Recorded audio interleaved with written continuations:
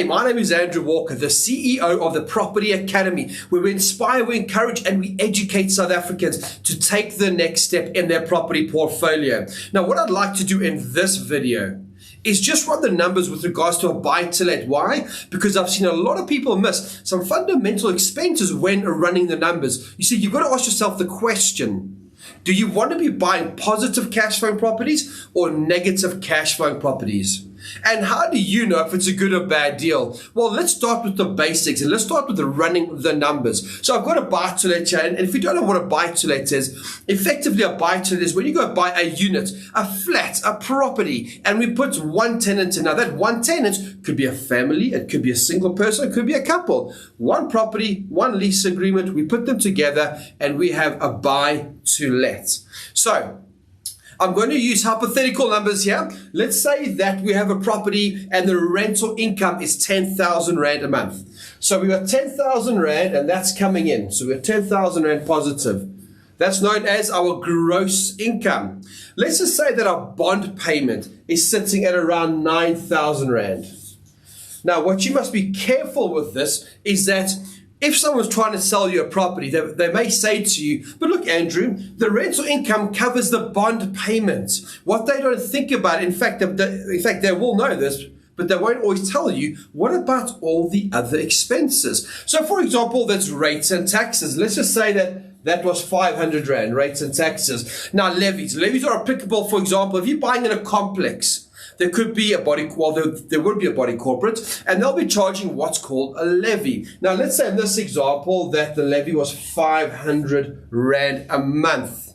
So now we've got 10,000 minus the 9,000. You're thinking, great, it's 1,000 Rand positive. But what about rates and taxes and levies? And in fact, I'm sure you'll know already that levies are often way more expensive than this. So already we're at break even. Now, when it comes to property, you've got to be careful because you may be buying a new build property and you may be thinking to yourself, oh, it's a great rental area. There's a high demand. That may be true, but you've always got to factor in vacancies. What if that individual does move in, signs a 1 year lease, they do move out, and you have to give that property a lick of paint and that property's empty for 1 to 2 months? You see, when the property's vacant, even if the tenant's been in there for 1 or 2 years and they decide to go buy or move on, you've still got to pay your bond payment. Now there's no 10,000 Rand coming in. You've still got to make the bond payment, the rates and taxes, and the levies. So that is also why we factor for vacancies. Now we want to use a percentage of the rent. There's no right or wrong. In this example, let's use 5%. So let's assume that we're going to take 5% of the rental income. So we've got 500 Rand that we need to factor in there for vacancies.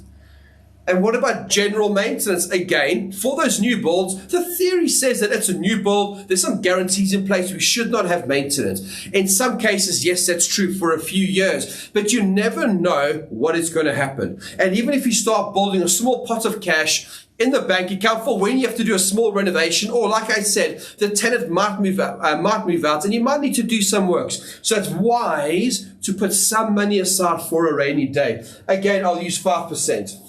So now we've got a list of expenses. So we've got 1,000, 2,000 plus 9,000. So now we've got 10,000 Rand coming in, but we've actually got 11,000 Rand that we've budgeted for.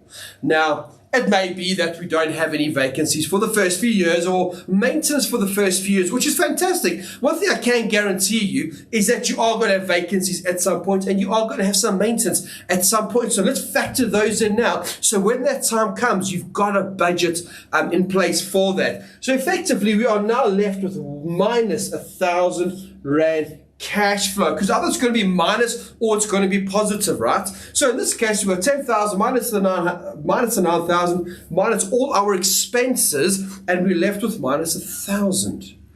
Now you've got to make this decision. Do you want to be buying the positive cash flowing properties, or do you want to be buying liabilities where a property is taking money out of your pocket? That's a decision you've got to make. Now, if you decide and you choose that you want to buy positive cash flow properties because you want a plan B, you want to make sure that you've got a positive income and you want to make sure that you're buying assets, what I'd like you to do is click the link and join a free accelerator course where I go into this into more depth and I tackle this over about 5 different videos, not just running the numbers, area research, creative finance. So click the link if you want some free education, and I'm going to go into more detail in this. Click the link now and I'll see you in those videos.